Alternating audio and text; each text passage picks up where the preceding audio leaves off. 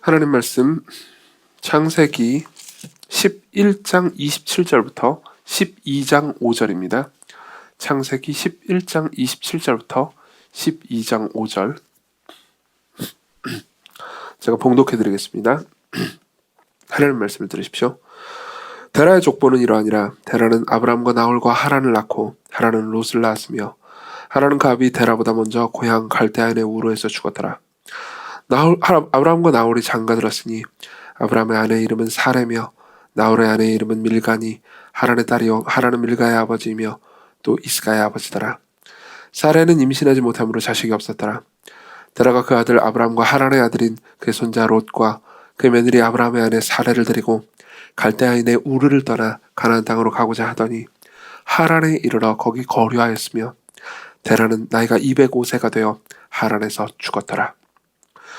여호와께서 아브람에게 이르시되 너는 너의 고향과 친척과 아버지의 집을 떠나 내가 네게 보여줄 땅으로 가라. 내가 너로 큰 민족을 이루고 네게 복을 주어서 네 이름을 창대하게 하리니 너는 복이 될지라. 너를 축복하는 자에게는 내가 복을 내리고 너를 저주하는 자에게는 내가 저주하리니 땅의 모든 족속이 너로 말미암아 복을 얻을 것이라 하신지라. 이에 아브람이 여호와의 말씀을 따라갔고 롯도 그와 함께 갔으며 아브람이 하란을 떠날 때 75세였더라. 아브람이 그의 아내 사레와 족과 롯과 하란에서 모은 모든 소유와 얻은 사람들을 이끌고 가나안 땅으로 가려고 떠나서 마침내 가나안 땅에 들어갔더라. 아멘.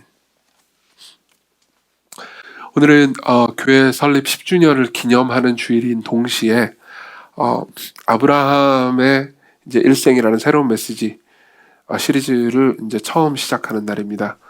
그리고 제 생각에는 이 두 개가 약간 묘한 앙상블을 이루는 것 같습니다. 왜냐하면은 이제 교회가 설립될 때 그 첫 번째도 하나님의 부르심이 있어서 시작된 거였고요. 그리고 아브라함의 일생 역시 우리가 오늘 보는 본문의 내용은 하나님의 부르심에 관한 내용이기 때문입니다. 여러분들 입장에서는 그러니까 뭐 교회 설립 10주년 알겠는데 10년이 돼가지고 기분이 좋은 건 알겠는데 나는 우리 교회 온 지 그렇게 얼마 안 됐다. 그리고 오늘 처음 방문자다 이런 분도 계실 수 있죠. 그리고 뭐 이제 1년 됐는데 뭐 그 정도로 당신이 말하는 것처럼 이렇게 업돼 있진 않다라고 생각할 수도 있습니다. 물론 이제 맞습니다만 여러분들이 이제 우리 교회에 언제 합류하셨든 뭐 처음에 개척 멤버든 아니면 중간에 오셨든 아니면 오신 지 얼마 안 된 분들이든 하나님께서 여러분들을 부르시고 이곳에 인도하셨다라는 사실은 동일합니다. 예.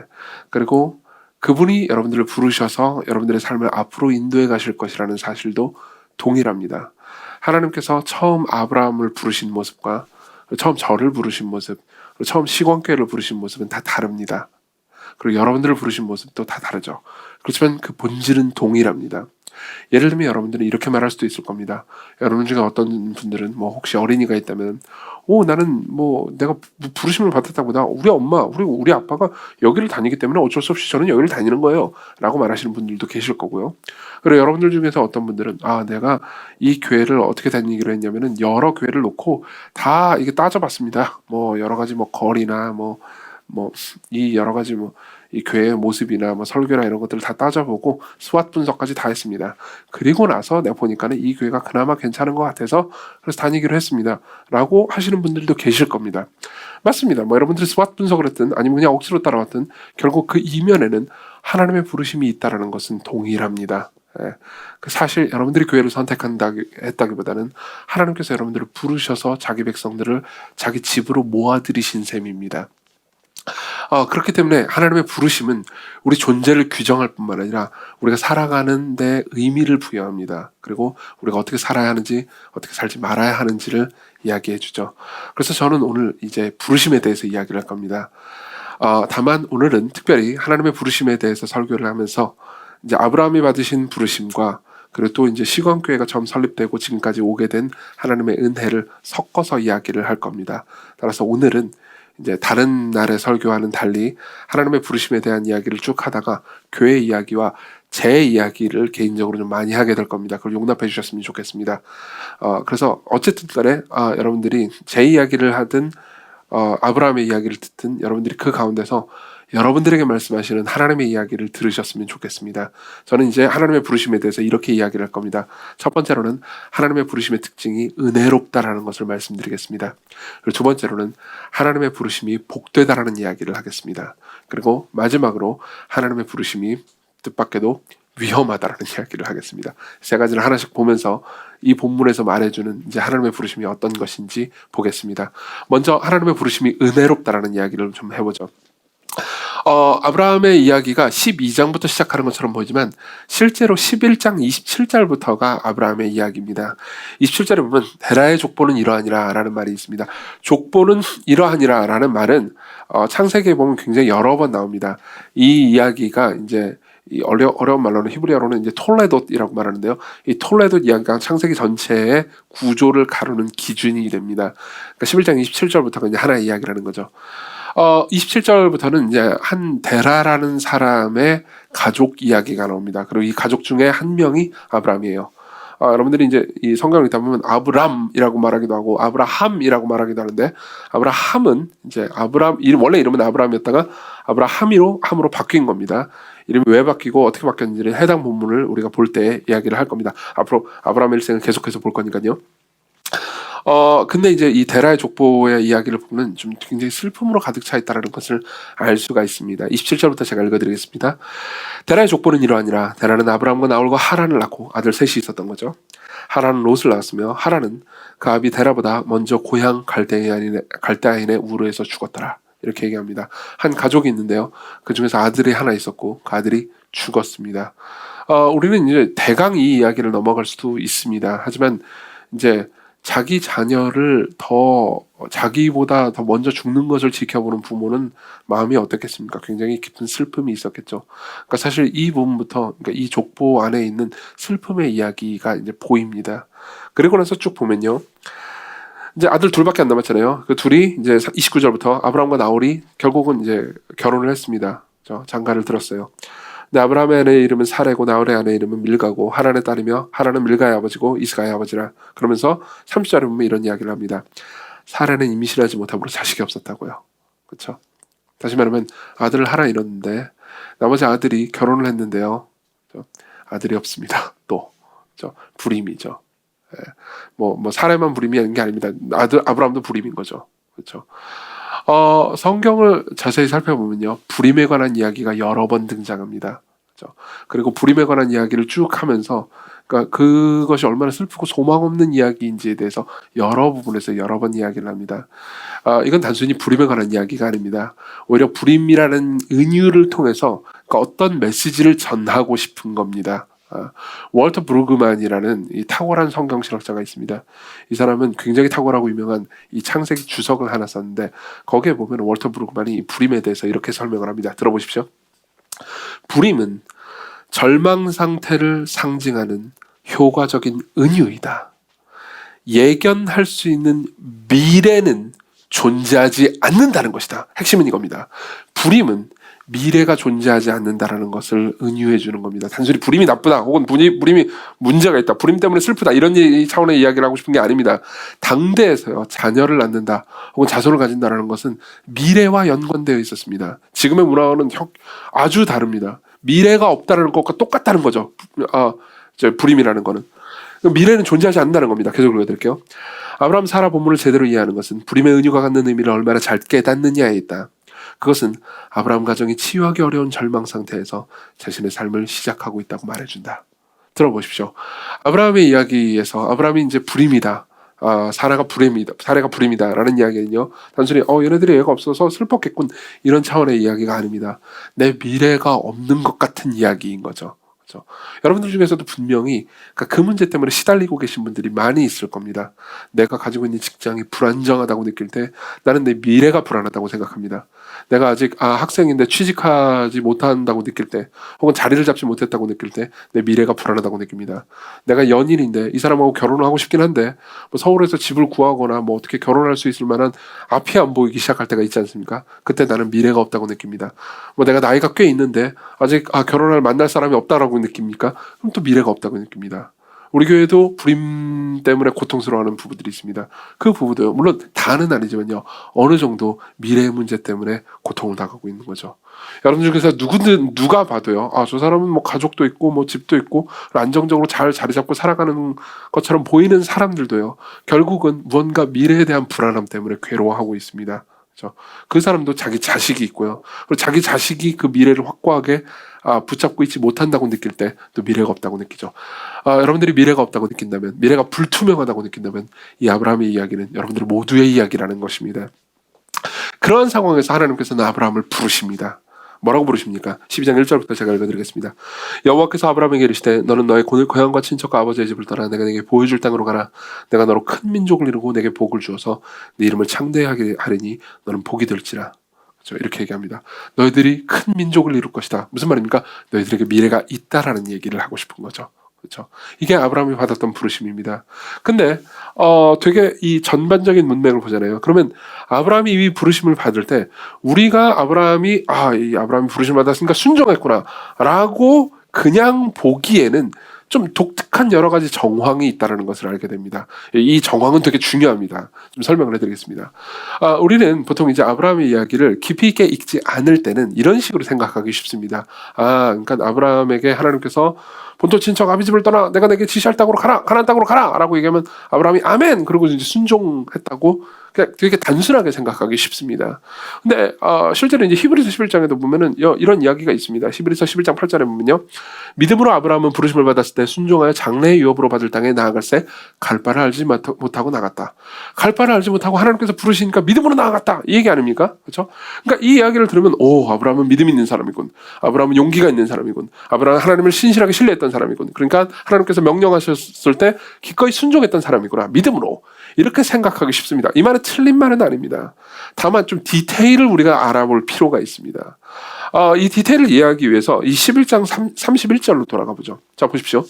아까 가족 이야기는 했습니다. 근데 그 데라가요, 아들 아브람과 하란의 아들 그의 손자 롯과 그 며느리 아브람의 아내 사레를 데리고 갈대아인의 우르를 떠나 가나안 땅으로 가고자 하더니 하란에 이르러 거기 거류하였으며, 이렇게 얘기합니다. 자, 설명해 드리겠습니다. 지금 여행은 몇 명이 출발하고 있냐면 이제 데라하고요, 아빠요, 그리고 아들 아브라함하고 아브라함의 아내 사레하고 그리고 룻, 조카 룻입니다. 죽었던 그 아들 하란의 아들인 거죠. 그렇죠? 이 넷이 지금 여행을 출발하고 있습니다. 어디서 출발하고 있냐면 갈대아 땅의 우르라는 지역에서 출발하고 있습니다. 메소포타미아, 나중에 바벨론 지역이 되는 거죠. 갈대아 땅의 우르라는 지역에서 출발합니다. 그리고 어디로 가려고 하냐면은 가나안 땅으로 가려고 합니다. 이제 우르가 제일 동쪽에 있고요. 가나안 땅은 좀 더 서쪽에 있습니다. 그러면 이제 제일 동쪽에서 떠나가지고 가나안 땅으로 가야 되잖아요. 그죠? 왜 가려고 했는지 이 본문만 보면은 알 수가 없습니다. 이제 나중에 다른 본문들을 보면 알 수가 있습니다. 좀 이따 얘기해 드릴게요. 자, 갈대아 땅에서 이제 가족이 출발을 합니다. 그리고 가나안 땅까지 들어와야 되는데 가나안 땅까지 안 갑니다. 중간에 하란이라는 지역에서 멈춰 섭니다. 이 세 지역을 기억해 놓으십시오. 갈대아 우르, 그리고 하란, 그리고 가나안 땅입니다. 이 세 지역을 기억해 놓으십시오. 그러니까 마치 지금으로 치면 여러분들이 이해하기 쉽게 바꾸자고 치면요, 부산에서 서울로 가라고 그랬는데 대전까지만 간 셈입니다. 왜 그랬을까요? 그렇죠? 그리고 나서 이제 데라는 죽습니다. 32절에 보면은 데라가 205세가 되어서 죽습니다. 근데 데라가 죽기 전에 하나님께서 아브라함에게 나타나십니다. 그래서 12장에 너는 너의 고향과 친척과 아버지의 집을 떠나서 내게 보여줄 땅으로 가라 라고 말씀하시는 거죠. 이건 하란에서의 부르심입니다. 맞죠? 중간 대전에서의 부르심이라고요. 그렇죠? 대전이 고향이신 분 뜨끔하실 텐데 어쨌든 하란에서 부르신 겁니다. 자, 이거 무슨 내용일까요? 이 내용을 그냥 보면은 그냥 특별할 거 없어 보이는데라고 생각할 수 있지만 성경의 다른 부분들 있잖아요. 우리 이제 구약 성경만 가지고 있는 게 아니고 신약 성경까지 가지고 있지 않습니까? 성경의 다른 부분에서 가르쳐 주는 것을 종합적으로 이해하다 보면 어떤 그림이 그려집니다. 그렇죠? 첫 번째로는요, 아브라함이 그 이전에 하나님 부르심을 받기 이전에 믿음이 충만하고 아브라함이 하나님을 잘 섬기는 사람이 아니었다는 겁니다. 우상숭배자였다는 거죠. 여호수아 24장에 보면 여호수아가 이런 말을 합니다. 2절입니다. 제가 읽어드릴게요. 여호수아가 모든 백성에게 이르되 이스라엘의 하나님 여호와께서 이같이 말씀하시기를 옛적에 너희 조상들 곧 아브라함의 아버지 나홀의 아버지 데라가, 아브라함의 아버지요, 데라가 강 저쪽 갈대아우르를 가리키는 겁니다. 강 저쪽에 거주하면서 다른 신들을 섬겼으나, 내가 너희 조상 아브라함을 강 저쪽에서 이끌어내어 가나안 온 땅에 두루 행하게 하고. 그렇죠? 무슨 말입니까? 데라와 그 가족들은 다른 신들을 섬기고 있는 우상 숭배자들이었다는 겁니다. 실제로 사레라는 이름하고 데라라는 이름 있잖아요. 그것은 이제 그 강 저쪽에 있는 갈대아 우르는 당시에 이제 달 신을 섬기고 있었거든요. 하늘에 있는 달이요. 달을 섬기던 종교를 가지고 있었습니다. 그리고 그 달과 연관된 이름이었습니다. 예를 들면 사레라는 이름은 아마도 확실하지는 않지만 달 공주라는 뜻으로 추정됩니다.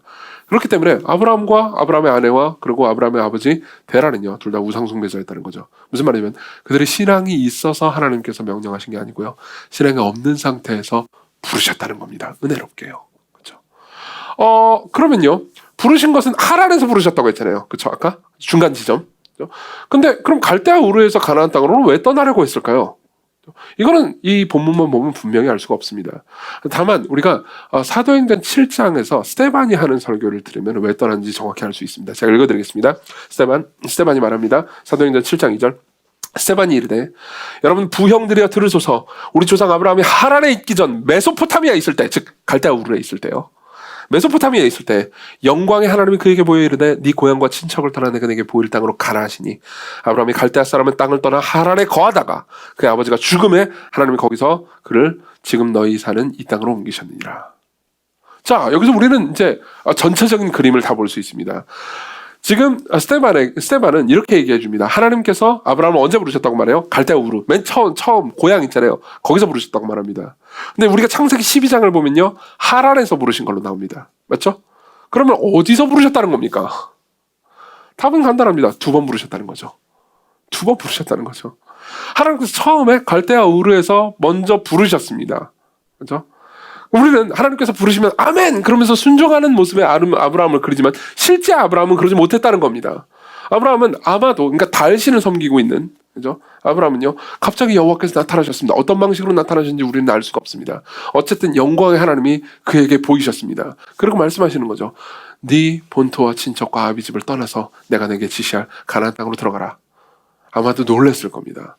그리고 가족들이 함께 떠나죠. 가족들이 함께 떠나는 것은 완전한 순종이 아니었습니다. 왜냐하면 본토와 친척도 떠나라고 했거든요. 다시 말하면 아브라함에서 진짜로 순종하려면요, 사레만, 아내만 데리고 순종하면서 나가면 됐습니다. 근데 아버지하고 룻을 같이 데리고 가죠. 우리는 이것을 어느 정도 이해할 수 있습니다. 왜냐하면은 지금과 같은 시대가 아니기 때문입니다. 그렇죠? 무슨 우리가 외국을 가면 뭐 무슨 범죄를 당했다 그러면 뭐 어떻게 우리가 외국 가가지고 무슨 대사관이라도 가가지고 항의를 할 수 있잖아요. 뭐 여권도 있고 뭐 있잖아요. 근데 그때는 그런 시대가 아니었다고요. 그렇죠? 그냥 먼 나라로 여행을 가잖아요. 그러다가 그냥 길거리에서 강도를 만나가지고 죽는다. 그럼 끝인 겁니다. 지금도 사실 우리는 여행을 갈 때는 약간 안전을 염려할 수밖에 없게 됩니다. 지금 시대도 마찬가지죠. 여러분들 중에서 유럽 여행 갔다 오신 분들은 유럽 여행을 갈 때, 그러니까 여행 안내하시는 분들이 뭐 여러분들 핸드폰을 한국에 있는 것처럼 뭐 이제 탁자 위에 막 커피숍 가가지고 올려놓고 그러면 안 됩니다. 지갑 꼭 안에다 숨겨놓고 가야 됩니다. 이런 얘기를 들었을 겁니다. 왜냐하면 소매치기나 뭐 이런 도둑들이 있기 때문이죠. 우리나라는 치안이 상당히 좋은 나라입니다. 그렇죠? 게다가 여행객들을 많이 노리게 되죠. 이 외국에서는. 지금도 그렇게 여행으로 가면 어느 정도 안정감을 잃어버리고 불안에 휩싸인 상태에서 여행을 즐기죠. 근데 과거에는 훨씬 더 심했을 겁니다. 그런 상황에서요, 본토를 떠나는 것만으로도 굉장히 위험하고 어려운 선택인데 가족들까지 다 버리고 떠난다는 것은 굉장히 위험한 선택이었을 겁니다. 그렇죠? 다시 말하면 아브라함은 순종하긴 했지만 절반의 순종이었다는 거죠. 그렇죠? 우리는 아브라함을 보면서 왜 너는 절반밖에 순종하지 않니? 라고 비난할 수 없습니다. 왜냐하면 여러분들이나 저나 우리가 하는 순종들은요, 늘 뭐 이런 정도의 순종, 이런 정도의 실력이기 때문이죠. 그렇죠? 우리의 순종은 늘 완벽하지 않습니다. 아브라함도 그랬어요. 그렇죠? 아브라함은 완벽한 순종을 한 게 아닙니다. 절반까지만 갑니다. 하란까지만요. 아브라함은 완벽한 순종을 한 것이 아닙니다. 본토 친척 아비 집을 떠나고 그러는데 친척은 떠나지 않습니다. 우리가 늘 그러듯이요. 그렇죠? 근데도 불구하고 하나님께서는 아브라함을 부르십니다. 이걸 통해서 우리가 알 수 있는 게 있습니다. 하나님의 부르심은 은혜롭다는 사실입니다. 그렇죠? 하나님의 부르심은 자격이 되고 완전하기 때문에 부르신 게 아닙니다. 하나님께서는 아브라함을 보고 여러 이방의 우상 숭배하는 사람들을 보고서 여러 우상 숭배자들이 있지만은 내가 볼 때 아브라함은 그래도 시키면 내 말을 잘 들을 것 같아. 그래가지고 뽑은 게 아닙니다. 그냥 조건 없이 순종하도록 조건 없이 부르시고 조건 없이 데리고 오신 겁니다. 여러분들 입장에서 이 부르심이라는 단어가 너무 종교적이고 그리고 너무 그냥 뻔한 이야기처럼 들린다면 이 부르심이라는 단어를 여러분들이 좀 더 이 현실 세계에 와닿게 만드는 다른 단어로 번역해드리죠. 스카웃 어떻습니까? 스카웃이요. 여러분들은 누구를 스카웃합니까? 우리 교회 다니는 분들 중에서는 뭐 인사 관련 일을 하시는 분들도 계십니다. 한때 헤드헌터였던 분들도 계시죠. 여러분들이 헤드헌터라면 여러분들이 누군가를 스카웃한다면 누구를 스카웃하시겠습니까? 여러분들이 어떤 IT 기업을 다니고 있다고 합시다. 우리 교회는 IT 기업 다니는 사람들이 많으니까요. 그죠? 그럼 여러분들이 개발자를 찾으려고 합니다. 그죠? 프로그래밍을 하는 사람을 찾으려고 합니다. 그럼 여러분들은 어떤 사람을 찾습니까? 프로그래머를 찾을 겁니다. 개발자를 찾을 겁니다. 맞죠? 개발자가 아닌 사람을 찾지 않습니다. 무슨 말이냐면 먼저 개발자가 되고 그 다음 스카웃을 하는 겁니다. 그죠? 먼저 디자이너가 된 다음에 그 다음 스카웃을 하는 겁니다. 부르는 겁니다. 맞죠? 근데 아무것도 모르는 사람을 그냥 부르지는 않습니다. 그렇죠? 디자이너가 된 다음에 불림을 받는 겁니다. 근데 하나님은 반대로 행하십니다. 하나님은 모르는 사람을 부르십니다. 하나님은 불순종하는 사람을 부르십니다. 절반의 순종을 하는 사람들을 끌고 가십니다. 이해하십니까? 그렇죠? 아브라함은 기꺼이 하나님 감사합니다. 아멘. 이렇게 나를 죄인된 나를 불러주시다니 두 손 들고 갑니다. 이게 아니었습니다. 반신반의하면서 갔던 거죠. 그렇죠? 그리고 가다가도 중간에 멈추었습니다. 그래서 하나님께서는 다시 부르실 필요가 있었던 겁니다. 그 다시 부르신 부르심이 창세기 12장 1절에 부르심인 거죠. 여호와께서 아브라함에게 이르시되 너는 너의 고향 친척과 아버지의 집을 떠나 내게 보여줄 땅으로 가라. 그렇죠?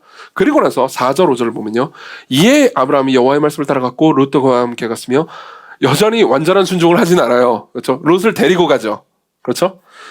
그와 함께 갔으며 아브라함이 하란을 떠날 때 75세였더라. 아브라함이 그의 아내 사레와 조카 롯과 하란에서 모든 소유와 얻은 사람을 이끌고 가나안 땅으로 가려고 떠나서 마침내 가나안 땅에 들어갔더라. 그렇죠? 여기서 마침내를 생각해 봅시다. 이 마침내는 아브라함 입장에서 내가 드디어 마침내 이런 마침내였을까요? 아니면 하나님 입장에서 드디어 마침내 이거였을까요? 아브라함 입장에서 내가 꿈에 그리던 그 가나안 땅 드디어 왔구나 이런 느낌이었을까요? 아니면 하나님께서 와 이런 말 더럽게 안 듣는데 내가 여기까지 끌고 오느라 힘들었다 의 의미의 마침내였을까요?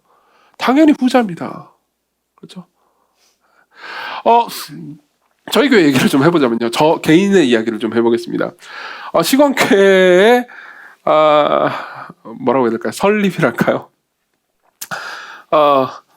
제 부르심도 마찬가지였습니다. 제 부르심도 그리고 시광교회가 세워진 것도 마찬가지였습니다. 저는 자격이 있는 사람이 아니었습니다. 저는 처음에 그러니까 우리 아시는 분들 아시겠지만 저 전도사로 시작했습니다. 신학대학원 1학년생이 교회를 시작한 거예요. 그러니까 당시에 누구든 이상하게 생각했을 겁니다. 왜냐하면 저도 이상하게 생각했거든요. 저는 그러니까 신학이나 목회에 있어서 거의 아는 게 없는 상태에서 출발했습니다. 그래서 생각해보면 이제 제가 이런 것도 준비하려고 과거에 제 일기들을 좀 살펴봤거든요. 근데 이런 생각이 듭니다. 굉장히 재미있는 사실을 알게 됐는데요. 지금 이제 목회 10년이 지나고 나서의 저를 보고 그때 당시에 이제 일기가 있으면 기록이 있으면 이제 당시의 저를 생각할 수 있잖아요. 그죠? 당시의 저를 생각해 볼 때요. 그러니까 이런 거였습니다. 당시에 제 입장에서 그죠? 2011년도에 이정규 입장에서 좋은 목회자가 되기 위한 자격은 요만큼이었습니다. 그죠? 그리고 나서 그때 당시 제가 생각했던 제 수준은 요만큼이었던 것 같습니다. 그리고 10년이 지나고 나서 그때 당시 제 수준을 가늠해 볼 때 요만큼도 안 됐습니다. 다시 말하면 제 생각에는 제가 그나마 괜찮은 사람인 줄 알았다는 거죠. 그렇죠? 그때 당시 일기들을 보면요. 그러니까 이렇게 노골적으로 써 있지는 않지만은 제가 꽤나 나는 그래도 좀 설교는 좀 하지라는 식으로 써놓는 얘기가 되게 많습니다. 물론 이렇게 쓰여 있지는 않았습니다. 내가 좀 설교 좀 하는 사람이 이렇게 쓰여 있지는 않았어요. 그걸 되게 문학적으로 비꼬면서 되게 이상한 방식으로 재수없게 써놨죠. 그렇지만 그걸 제가 인용해드릴까 하다가 참았습니다. 왜냐하면 너무 제가 보기에도 재수없었거든요. 하나님 보시기엔 정말 어이가 없었겠죠. 근데 그 상태에서 부르신 겁니다. 그 상태에서 부르신 겁니다. 못나고 문제 있는 사람인데 그냥 못나고 문제 있는 정도가 아니고 자기가 못나고 문제 있다고 생각하는 상태에서 부르면 좀 낫잖아요. 그죠? 근데 못나고 문제가 있는데 자기는 괜찮다고 생각하는 사람을 부르신 거예요. 여러분들을 부르실 때 똑같습니다. 하나님께서 여러분들을 구원으로 부르실 때나 여러분들을 사명으로 부르실 때나 똑같습니다. 우리는 나는 문제가 있고 연약하고 죄인이에요 라고 말하지만 우리가 생각하는 내 수준과 실제 내 수준은 차이가 있습니다. 그리고 하나님께서 보시기는 제 수준은 얼마나 문제가 있습니까? 하나님께서는 늘 들어보십시오. 하나님께서는 늘 자신은 그나마 괜찮다고 생각하는 최악의 죄인들을 부르십니다. 조건 없이요. 사랑으로 부르십니다. 이게 하나님의 부르심의 은혜로움이죠. 두 번째로 넘어가겠습니다. 하나님의 부르심은 복됩니다. 자, 부르심의 내용을 좀 자세히 보죠. 1절에서 이제 부르신 다음에 2, 3절에 그 부르심의 내용, 그 복을 설명해 줍니다. 2, 3절을 제가 읽어드리겠습니다. 내가 너로 큰 민족을 이루고 내게 복을 주어서 내 이름을 창대하게 하리니 너는 복이 될지라. 너를 축복하는 자에게는 내가 복을 내리고 너를 저주하는 자에게는 내가 저주하리니 땅의 모든 족속이 너로 말미암아 복을 얻을 것이라 하신지라. 자, 이 본문을 보면 어떤 느낌이 드십니까? 복되도다. 여러 가지 복을 약속하고 있습니다. 저는 옛날에 이 말씀을 되게 좋아했습니다. 그리고 옛날에 제가 들었던 설교 중에서도요, 이 말씀을 인용하면서 우리에게 복을 많이 줄 거다라는 이야기를 많이 들었습니다. 되게 복되지 않습니까? 큰 민족을 이룬다고 합니다. 그래서 여러분들의 이름을 창대하게 한다고 합니다. 여러분들, 그래서 우리 교회에 이름이 창대라는 사람이 2명이나 있습니다. 그죠? 유명하게 해준답니다. 그죠? 그리고 하나님께서 함께 하신다고 합니다. 너를 축복하면 내가 축복하겠다. 너를 저주하면 저주하겠다. 그분 아브라함과 하나님께서 연합하신다고 말합니다. 그죠? 그리고 땅의 모든 족속이 너로 말미암아 복을 얻는다고 말하죠. 얼마나 대단합니까? 여러분들 대다수는 청년들이기 때문에 이런 말들은 아마 잘 못 들으셨을 겁니다. 아마 교회를 오랫동안 다니신 분들은, 그리고 아주 어렸을 때부터 이 교회를 다니신 분들은 이런 말을 들어보신 적이 있는지 모르겠습니다. 기도할 때요, 저는 옛날에 복 달라는 기도를 많이 했습니다. 복 달라는 기도 많이 하라고 들었고요. 그죠? 근데 옛날에 어르신들은요, 복 달라는 기도할 때 이런 기도 많이 했습니다. 특히 이제 장로님들이 이런 기도 많이 했죠. 하나님, 우리에게 물권과 인권과 영권을 주시옵소서. 이런 말 들어보신 적 있습니까? 들어보셨으면 교회 오래 다닌 사람입니다.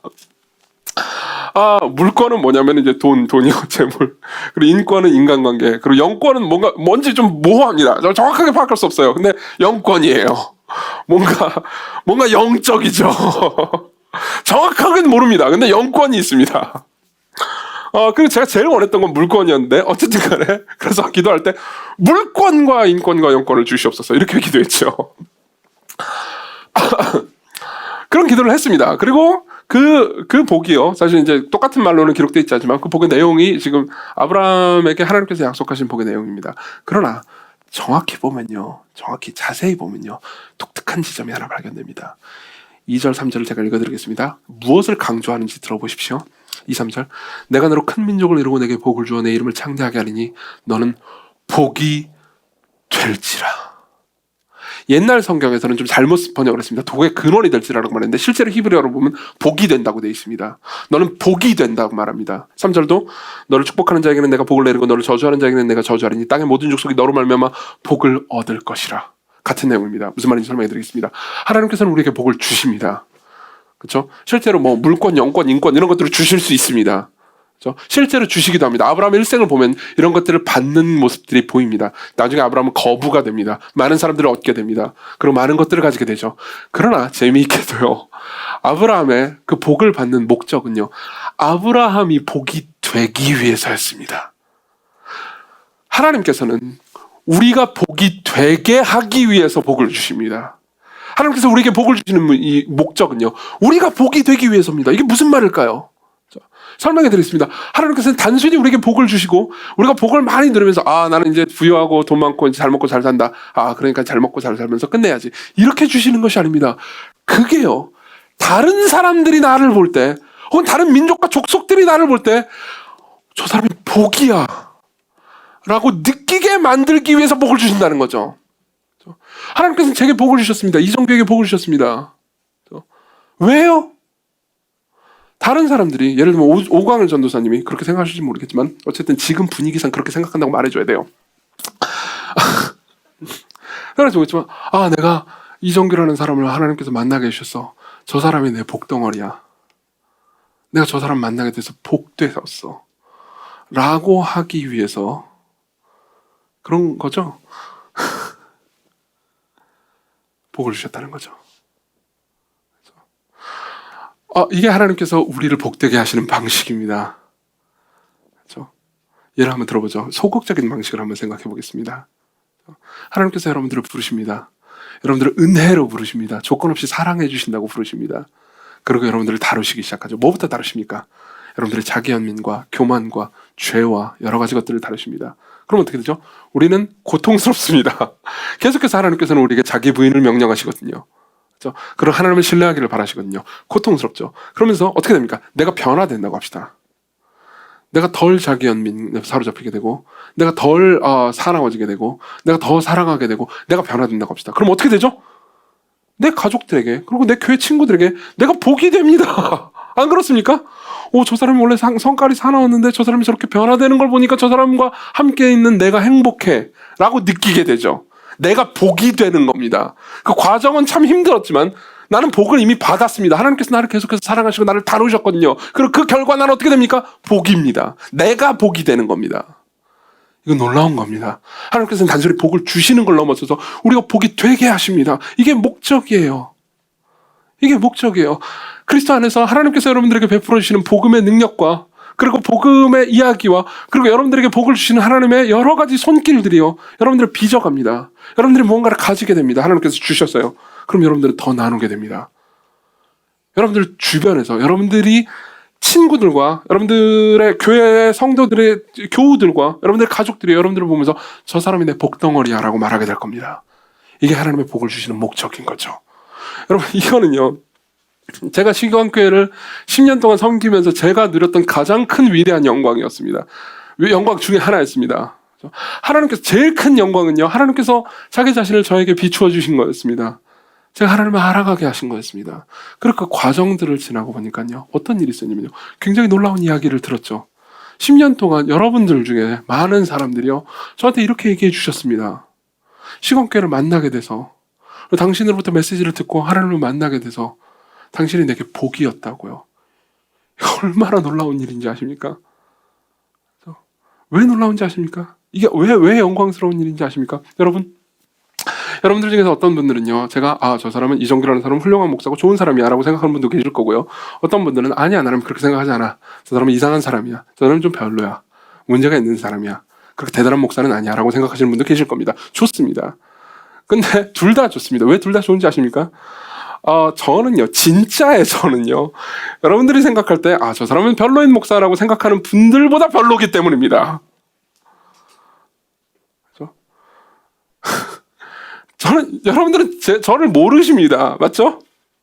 제가 제 머리에서 어떤 죄악된 생각을 하고 살아가는지, 그리고 제가 실제로 어떤 죄를 저지르고 살았는지, 여러분들은 저를 모릅니다. 여러분들이 저를 아무리 나쁘게 생각해 봤자, 실제 저는 그보다 못합니다. 그러니까 사실 저는 어떤 의미에서는 불평할 만한 자격이 없는 거죠. 그런 이야기를 왜 이렇게 자랑스럽게 당당하게 여러분들에게 말하냐면, 제가 여러분들을 아는 것도 똑같을 거라는 확신이 제게 있기 때문입니다. 그렇죠? 여러분들이 실제로 저지르는 죄와 여러분들 머릿속에 실제로 하는 죄악된 생각들을 제가 알면 제가 여러분들을 아는 것보다 훨씬 더 못하겠죠. 하나님이 이 모든 것을 아십니다. 그런데도 부르시죠. 그리고 우리를 복되게 하십니다. 이게 놀라운 부분이죠. 우리를 복되게 하십니다. 우리에게 복을 주시는 그분의 가장 중요한 목적은 우리가 복이 되게 하기 위해서입니다. 그리고 우리가 복이 되게 하는 그 더 위대한 목적에 기여하지 않는다면 우리에게 복을 주시지 않을 겁니다. 그리고 우리에게 복을 주시는 방식도요, 더 위대한 목적에 기여하는 방식으로 복을 주실 겁니다. 정말 놀라운 일이었습니다. 실제로 10년 동안요, 여러분들이 여기서 여러분들이 서로를 만나서 여러분들 서로가 서로에게 복인 사람들이 있을 겁니다. 시간교회에 오면 그 사람이 난 너무 좋아. 그렇죠? 예를 들면 오도사님이 너무 좋아. 오도사님이 내 복이야 라고 현경이가 말해주겠죠? 안 해요. 아닐 수도 있어요. 여러분들 다 교회 오면 저 사람이 지영이가 내 복이야. 누구든 다 있을 겁니다. 여러분 정직하게 말하자면요, 그리고 진실히 말하자면 여러분들 모두가 제게 복입니다. 정말이에요. 여러분 시광교회는요, 제가 설립하고 섬기고 목회하는 교회 정도가 아닙니다. 우리 교회예요. 내 교회입니다. 아시겠습니까? 단순히 제 일터가 아니라고요. 제 가족이라고요. 여러분들이 제 복이라고요. 물론 정직하게 말씀드리자면 제게 복처럼 느껴지는 복이 계시고요, 복처럼 안 느껴지는 복도 계십니다만 어쨌든 여러분들 모두가 제게 복입니다. 그렇죠? 그걸 위해서 우리를 부르신 거예요. 굉장히 영광스럽지 않습니까? 그렇죠? 저는 지금도 그것이 놀랍습니다. 왜냐하면 복이라고 말하기에는 제가 너무나 연약한 죄인이기 때문입니다. 여러분들이 상상하거나 감히 상상하거나 바란 것보다 저는 훨씬 죄인입니다. 그럼 하나님께서 저를 보실 때 저는 훨씬 더 죄인이겠죠. 근데 하나님께서는요, 저와 여러분들을 우리가 감히 바라거나 상상한 것보다 훨씬 더 높여주셨습니다. 우리를 복으로 선언하시죠. 아브라함은 아직 복이 아니지만요, 나중에 아브라함의 일생을 보잖아요. 그럼 아브라함이 얼마나 소심하고 얼마나 자기중심적이고 얼마나 이기적이고 얼마나 교만한지 보게 될 겁니다. 근데도 불구하고 하나님께서는 복으로 부르시죠. 이게 우리가 누리는 부르심의 영광입니다. 세 번째로 넘어가죠. 하나님의 부르심은 그럼에도 불구하고 위험합니다.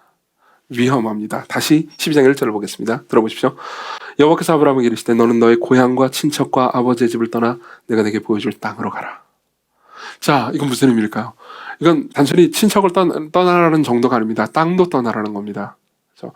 우리 입장에서는 뭐 땅 팔고 이사 간다는 얘기잖아, 이렇게 생각할 수 있습니다. 부산에 있는 내 땅 팔고 서울로 옮긴다는 얘기잖아, 이런 얘기일 수도 있습니다. 이런 것처럼 들릴 수도 있습니다. 근데 그런 의미 정도가 아니었습니다. 여러분, 땅은요, 지금 우리가 가지고 있는 땅에 대한 개념과 이때 당시 사람들이 가지고 있는 땅의 대한 개념 완전히 달랐습니다. 지금은요, 내가 땅을 가지고 있다. 우리 모두는 땅을 안 가지고 있지만 대부분은요, 땅 가졌으면 좋겠나요? 어쨌든 땅을 가지고 있으면, 대부분 여러분들이 땅을 가지고 있다면요, 그 땅을 어떤 뭐라고 해야 될까요? 투자 목적이나 혹은 거주 목적일 겁니다. 그 이상의 목적은 없어요. 근데 과거에는 그렇지 않았습니다. 조상부터 물려준 땅이라는 개념은요, 자신의 정체성과 생명과 연관되어 있었습니다. 땅을 판다? 그럼 자신의 정체성을 파는 것과 똑같았어요. 실제로 이때만 그랬던 게 아닙니다. 우리나라의 과거에 우리 할아버지, 증조 할아버지 때들 있잖아요. 그때도 그러셨습니다. 그래서 과거에는요, 우리나라가 이제 막 개발할 때 있잖아요. 60년대, 70년대, 막 80년대 막 여기저기 국토 개발할 때요. 그때 이제 불어나게도 여러분들 뭐 미디어가, 영화나 이런 드라마 통해서 보셨겠지만은 뭐 곳곳에 아파트나 이런 것들을 짓기 위해서 이제 조폭들을 동원해가지고 막 억지로 땅을 팔게 하고 이런 일들이 종종 존재했습니다. 그렇죠? 그러면서 이제 조상부터 물려온 내 땅을 이제 억지로 팔면서 뭐 아파트나 뭐 여러 가지를 지은 일들이 있었죠. 그때 몇몇 분들은요, 그러니까 자신이 억지로 땅에 팔린 걸 보면서, 팔았는데도 불구하고 뺏긴 걸 보면서 너무 슬퍼서 자살하신 분들도 계십니다. 극단적인 선택을 하신 거죠. 그렇죠? 왜 그랬을까요? 땅과 자기 자신의 정체성이 연결되어 있다고 믿었기 때문입니다. 그런 상황에서요, 땅을 떠나라는 건요, 그것도 가족을 떠나라는 건요, 정체성과 모든 안전을 떠나라는 것과 똑같았습니다. 자, 이게 하나님의 부르심의 특징입니다. 여러분, 하나님께서 여러분들 모두를 부르십니다. 여러분들을 신자로 부르십니다. 여러분들 중에 신자가 아닌 분들에게 말씀드리겠습니다. 아직 예수 그리스도를 주와 구주로 고백하지 않으신 분들에게 말씀드립니다. 하나님께서 여러분들을 주와 구주로 예수님을 모시라고 부를 때는요, 여러분들의 안전을 떠나라는 부르심과 똑같습니다.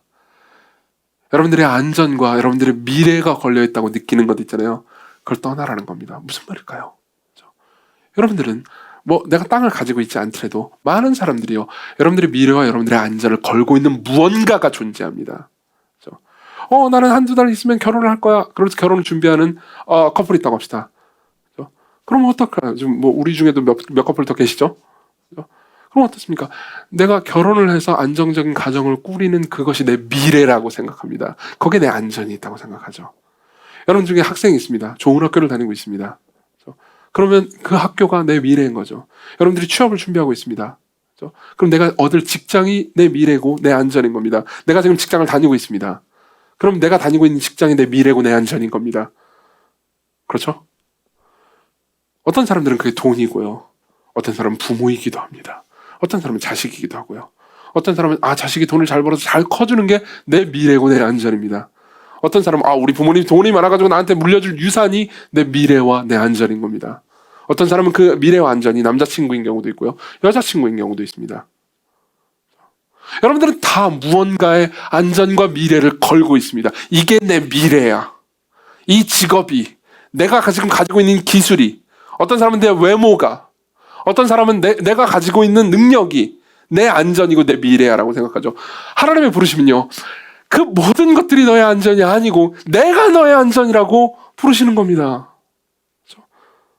보십시오. 2절을 다시 보십시오. 2절을 보면서 우리가 방점을 찍어야 되는 것이 무엇인지 생각해 보십시오. 내가 너로 큰 민족을 이루고 내게 복을 주어 내 이름을 창대케 하리니 너는 복을 들지라. 그렇죠? 우리는요, 보통 이 본문을 읽으면서 2절을 읽으면서요, 이 강조점과 방점, 이 볼드체를 어디다 찍냐면요, 내가 너로 큰 민족을 이루고 내게 복을 주어 내게 이름을 창대하게 하리니 너는 복이 될지라. 여기에 찍습니다.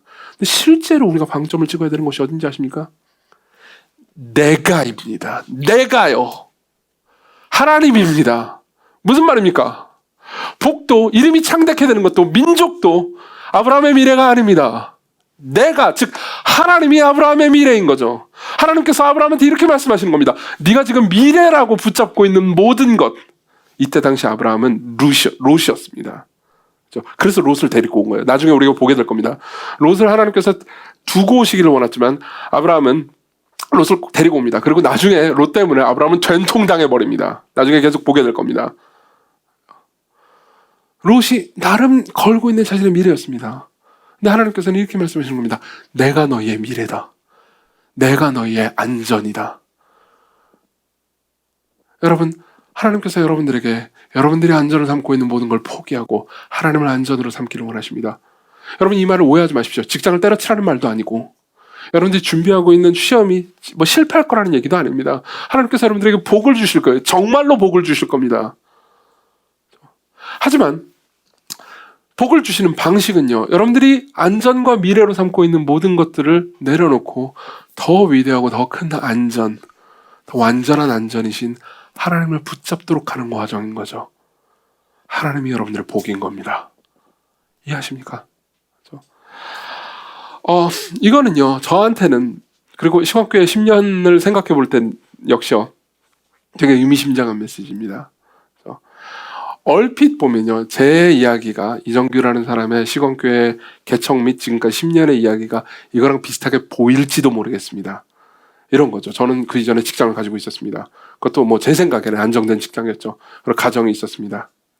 근데 직장을 그만두고, 그리고 서울 시내에 교회를 개척해서, 지금까지 10년까지 왔는데, 이렇게, 이제 큰까지는 모르겠고, 어쨌든 성장해서, 뭐 크죠. 뭐 제가 생각하는 것보다 훨씬 크니까요.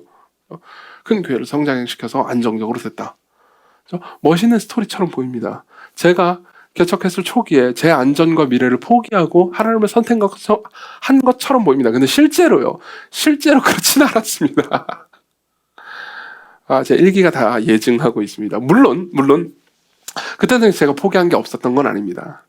하지만요, 지금 잘 생각해보면요, 저는 이제 다른 직장을 가고 싶었거든요. 제가 진짜 가지고 싶었던 직장, 제가 진짜 가지고 싶었던 꿈은 실패한 셈입니다. 저는 뭐 고시 공부하다가도 실패했고요. 그리고 국정원 가가지고 막 스파이가 되고 싶었거든요. 근데 이제 그것도 실패했습니다. 아마 제가 그거에 성공했으면요, 그냥 목회는 안 했을 겁니다. 그리고 직장을 다녔죠. 그리고 뭐 직장 생활은 괜찮았습니다. 재미도 있었어요. 그렇지만 딱히 제 마음에 들지는 않은 겁니다. 그래서 저는 그냥 다른 길을 선택했다고 볼 수도 있습니다. 그냥 나쁘게 해석하면요, 모든 걸. 그리고 나쁘게 해석한 이 해석 안에도 일말의 진실은 존재합니다. 근데요, 재밌는 건 이겁니다. 그렇다고 해서 하나님의 부르심이요, 그러니까 달라진 건 아니라는 거죠. 제가 버렸어야 했던 안전은요, 지금 생각해보면 꼭 직장만은 아니었습니다. 이런 거였죠. 제가 버렸어야 했던 안전은요, 제가 제 자존심과 자존감과 정체성과 가치를 두려고 했던 무엇이었습니다. 예를 한번 들어보죠. 사람들의 시선이었습니다. 사람들의 시선이요. 생각해보세요. 제가 이제 2011년도에 이정규를 생각해봅시다. 2011년도에 이정규가 누군가를 만납니다. 뭐 다른 목사님이나 뭐 다른 교회 개척한 사람이라든가 다른 사역자들을 만납니다. 물어보죠. 그 사람이 저한테, 뭐 하시는 분이세요? 예, 목회를 합니다. 그럼 뭐 전도사님? 예, 전도사입니다. 그럼 어느 교회를 섬기세요? 예, 저기 그 서울의 구로디지털 단지 근처 시광교회요. 담임 목사님은 누구세요? 제가 전도사인데 담임 목사일 거라고 아무도 상상 못하니까. 목사도 아니죠, 심지어. 담임 목사님은 누구세요? 라고 묻습니다. 그럼 제가 뭐라고 대답할까요? 전데요. 목사는 아닙니다. 전도사죠. 그럼 그 다음에 바로 나오는 질문이 있습니다. 거의 예외 없이 나오는 질문이죠. 몇 명이나? 그럼 이제 말합니다. 한 열 몇 명. 그럼 그때요. 그 다음에 오는, 그 다음부터는 이제 언어로 말하지 않습니다. 눈빛으로 말하죠.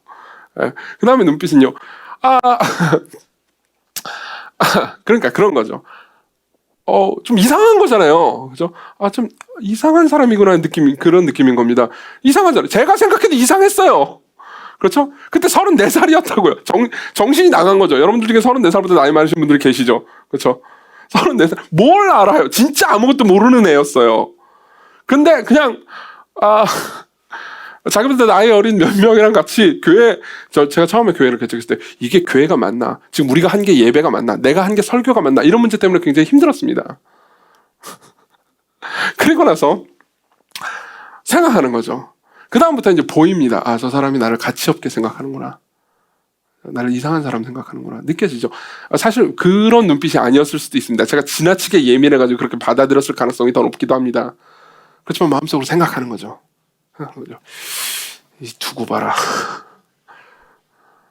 언젠가 목사가 될 거야. 몇 년 지나면 되겠죠 뭐. 그리고 교회가 크게 성장할 자신 같은 건 없지만 어쨌든 나중에 두고 봐라. 저는 그때 당시 제 정체성과 가치가 뭐 좋은 교회와 큰 교회와 뭐 어쨌든 사람들 앞에 목사라는 무언가 이렇게 얘기할 건덕지가 있으면 제가 의미 있고 가치 있고 그리고 정체성이 있는 존재라고 생각했던 겁니다. 하나님께서는 그걸 버리기를 원하셨습니다. 제가 싸웠어야 했던 10년 내내 싸웠어야 했던 문제도 역시 그거였습니다. 너의 안전과 너의 미래는 너의 자리가 아니다. 내가 너에게 시건교회를 주었고 네가 시건교회를 사랑하는 것도 알겠지만 시건교회가 너의 안전이 아니다. 네가 목사라는 것도 너의 안전이 아니다. 내가 너의 미래다. 내가 너의 안전이다. 다시 말하면 아브라함을 부르신 이 부르심 있잖아요. 이 부르심은 제게 있어서도 그리고 나중에 우리가 아브라함의 일생을 보겠지만 아브라함에게 있어서도 단 한 번만 주어지는 부르심이 아니었습니다. 저는 계속 10년 내내 이 부르심과 싸웠어야 했습니다. 여러분들도 마찬가지고요. 여러분들에게도 계속해서 하나님께서 말씀하십니다. 너의 미래는 나다. 너의 미래는 네가 미래라고 붙잡고 있는 거 바로 그것이 아니다. 너의 안전은 나다. 너의 안전은 네가 지금 안전이라고 붙잡고 있는 그 안전이 아니다. 그렇죠? 제게 있어서 안전은요, 사람들을 사랑하는 게 아니었습니다. 사람들을 이용하는 거였죠. 그래야 제게 안전하다고 느꼈으니까요. 사람들을 사랑합니다. 내가 사람들을 섬깁니다. 희생합니다. 그럼 저 사람이 나를 동일하게 사랑해 줄지 누가 합니까? 나를 이용하고 버리고 도망갈 수도 있잖아요. 10년 내내 저는 그런 일들을 어느 정도 겪었습니다. 그리고 마음에 상처로 남기도 했죠. 그럴 때마다 제가 분노했다면요. 그럴 때마다 제가 냉담해졌다면요. 저는 사람들을 이용하려고 했을 겁니다. 그리고 그 문제 때문에 계속해서 씨름했어야만 했고요. 지금도 씨름하고 있습니다. 지금도요. 사람들을 이용하는 게 제게는 더 안전해 보입니다. 사람들과 적당한 거리를 두면서 냉담함을 지키는 게 제겐 더 제 마음을 지킬 수 있는 것처럼 보입니다. 그렇지만 주님의 부르심은 다릅니다. 네 마음을 지키는 유일한 존재는 나다. 내가 너의 안전이다. 내가 너의 미래다. 사랑해라. 희생해라. 괜찮다. 너는 아무것도 잃지 않는다.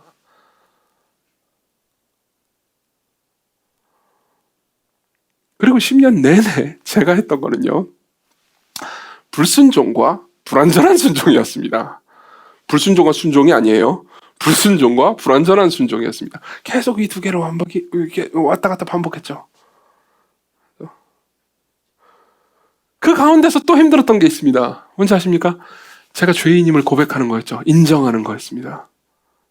저는 목사입니다. 목사는 사람들한테 어쨌든 무언가 말씀을 가르쳐야 되는 사람입니다. 그렇기 때문에 사람들의 눈에 보기에 완벽하다고 보이지 않는 것을 되게 힘들어합니다. 그럴 수밖에 없어요. 그런 상황에서 제가 무언가를 잘못했을 때 여러분들에게 혹은 하나님 앞에서 제가 잘못한 게 맞습니다라고 고백하는 데는 용기가 필요합니다. 그럴 때는 내 정체성과 가치가 내 행위에 달려있는 게 아니고 하나님께서 예수 그리스도 안에서 하신 일, 나를 위해서 하신 일에 달려있다는 것을 또다시 붙잡고 있어야 합니다. 제가 여러분들에게 설교할 때 아주 수많은 수많은 방식으로, 그리고 수많은 횟수에 걸쳐서 여러분들에게 여러분들의 진정한 가치와 여러분들의 진정한 안정은 예수 그리스도 안에 있습니다. 예수 그리스도가 여러분들의 가치입니다. 예수 그리스도께서 여러분들을 위해서 하신 일 때문에 여러분들이 높임을 받았습니다. 이 얘기를 끊임없이 했고요. 저도 저에게 그 이야기를 해야 하고 그 문제와 붙들고 싸우고 있습니다. 그리고 여러분들과 똑같이요. 제가 하는 것도요. 불순종과 불완전한 순종을 왔다 갔다 하는 거죠.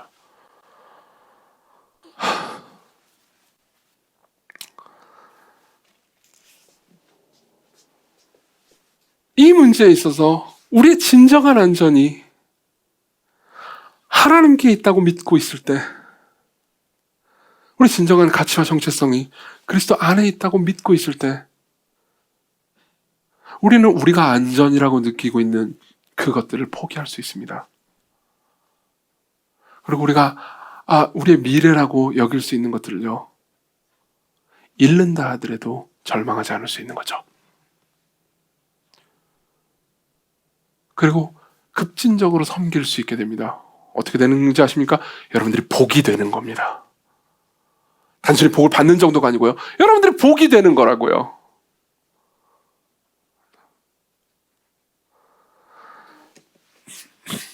어떻게 그 길을 갔습니까? 어떻게 그 용기를 가질 수 있을까요? 여러분들은 어떻게 여러분들이 가지고 있는 안전과 여러분들이 생각하고 있는 그 미래를 놓을 수 있습니까? 하나님을 여러분들의 유일한 안전으로 둘 수 있습니까? 몇 가지를 말씀드리겠습니다. 첫 번째는 이겁니다. 빠르게 말씀드릴게요. 첫 번째는요, 여러분들의 불순종에도 불구하고, 여러분들의 불완전한 순종에도 불구하고 하나님께서는요, 여러분들을 은혜로 부르신다는 겁니다. 여러분들의 불완전한 순종을 완전한 것으로 여겨주실 겁니다. 아브라함의 불완전한 순종을 보십시오. 아브라함의 순종은요, 주저하는 순종이었고 절반의 순종이었습니다. 맞죠? 근데 히브리서는 뭐라고 평가합니까, 아브라함을? 히브리서 11장 8절, 믿음으로 아브라함은 부르심을 받았을 때 순종하여 장래의 유업으로 받을 땅을 나아갈새 갈 바를 알지 못하고 나아갔다고 말합니다. 아브라함의 절반의 순종을요, 하나님께서는요 완전한 순종으로 받아주십니다. 여러분들의 불순종도, 여러분들의 절반의 순종도 하나님께서 완전한 것으로 받아주실 겁니다. 게다가요, 이 부르심은요 당신을 복으로 만들어줄 겁니다. 여러분들이 가지고 있는 안전과 여러분들이 가지고 있는 미래를 잠시 내려놓을 때 하나님께서는 여러분들을 복으로 만들어주실 겁니다. 여러분들을 향해서요 누군가 말하게 될 겁니다. 당신이 내 복덩이라고요. 당신이 내 복이라고요. 하나님께서 당신을 만나게 해주셔서 얼마나 감사한지 모른다고. 그럼 여러분들은 놀라게 될 겁니다. 내가? 나 같은 죄인이? 나 같은 죄인이 당신에게 복일 수 있다고? 지금 제가 그렇게 생각하고 있거든요. 여러분들도 마찬가지일 겁니다. 이 길은 위험한 길임이 분명합니다. 그렇지만 일시적으로 위험할 수는 있지만 영원히 위험하진 않습니다. 여러분, 예수 그리스도께서는요, 하나님께서 아브라함을 부르셨던 그대로 제자들을 부르십니다.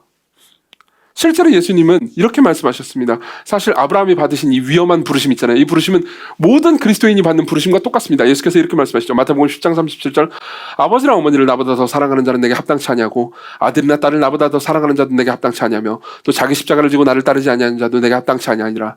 자기 목숨을 얻는 자는 잃을 것이요 나를 위하여 자기 목숨을 잃는 자는 얻으리라. 자, 똑같은 부르심입니다. 무슨 말입니까? 너희가 아버지나 어머니를 혹은 자식을 너희들의 안전과 미래로 생각하고 있다면 그것을 두어라. 아버지나 어머니나 자식을 미워하라는 얘기가 아니잖아요. 너희들의 진정한 안전은 나다. 우리는 이걸 믿을 수 있습니다. 하나님이 우리의 진정한 안전이고 우리의 진정한 미래라는 걸 믿을 수 있습니다. 왜 그렇습니까? 하나님을 보십시오. 하나님이신 동시에 사람이신 그분을 보십시오. 그 그리스도께서 무슨 일을 하셨습니까? 아브라함은 이런 이야기를 들었습니다. 네 본토 친척 아비 집을 떠나 내가 내게 지시한 땅으로 가라. 그렇죠? 자, 들어보세요. 이 부분이 제일 중요한 부분입니다. 예수님도 자신의 영원한 성부 하나님께 이러한 명령을 들으셨습니다. 하늘 보좌를 떠나라. 영광을 떠나라. 그리고 내가 내게 지시할 저 땅으로 가라. 내 백성들을 위해서 죽어라.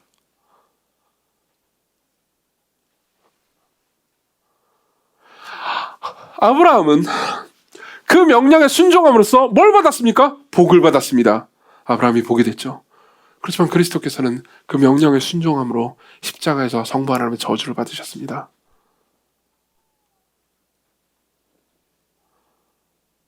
그럼에도 그분은 기꺼이 하늘 영광 보좌를 떠나시고 우리와 연합하심으로써 우리의 저주와 진노를 그분이 대신 짊어지시고 위험한 모험을 감행하셨죠. 그리고 결국 죽으셨습니다.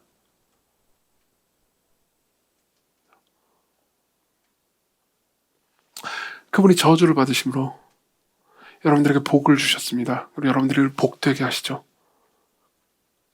그분이 받으신 부르심과 우리가 받는 부르심은 다릅니다. 그분이 받으신 부르심은 저주를 떠안는 부르심이었지만 우리가 받는 부르심은 복을 받는 부르심이죠. 그분은 잘못한 것 하나 없음에도 불구하고 죄인처럼 취급받으셨습니다.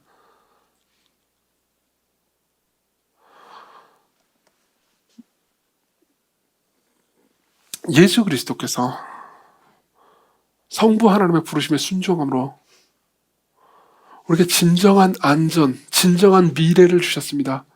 그분이 진짜 위협으로 들어가셨습니다. 하나님의 저주라는 진짜 위협이요. 그래서 우리가 이 땅에서 우리가 안전이라고 생각하고 있는 그것들을요, 사실 우리를 진정으로 안전하게 해주지 않는 것들이요, 그것들을 내려놓는다 하더라도 우리는 영원히 위협적이지 않습니다. 영원히 위험함에 있지 않습니다. 우린 진짜 안전 아래 있습니다. 우린 무엇을 포기하든 아무것도 잃지 않을 겁니다. 무엇을 내려놓든 아무것도 잃지 않을 겁니다. 여러분들이 어떤 것을 잃든 간에 여러분들은 아무것도 잃지 않습니다. 하나님이 여러분들의 것입니다. 하나님이 여러분들의 미래입니다. 그리스도께로 오십시오. 여러분들이 예수 그리스도를 주와 구주로 믿고 있지 않는 분이라면 이 위험한 부르심이 여러분들을 얼마나 자유하게 해줄 수 있는지를 말씀드리고 싶습니다. 그리스도께로 오십시오. 여러분들이 가지고 있는 것이 여러분들의 주인이 되지 않고 여러분들을 사랑하는 분이 여러분들의 주인이 될 겁니다. 여러분들을 위해서 한두 가지 이야기를 좀 더 해드리겠습니다. 사실 설교는 여기서 끝났는데 한두 가지 이야기를 더 하겠습니다. 10주년이니까요. 오늘 설교 좀 길게 할게요. 1부 때도 길게 했어요. 그래도 그렇게 길게 하진 않겠습니다.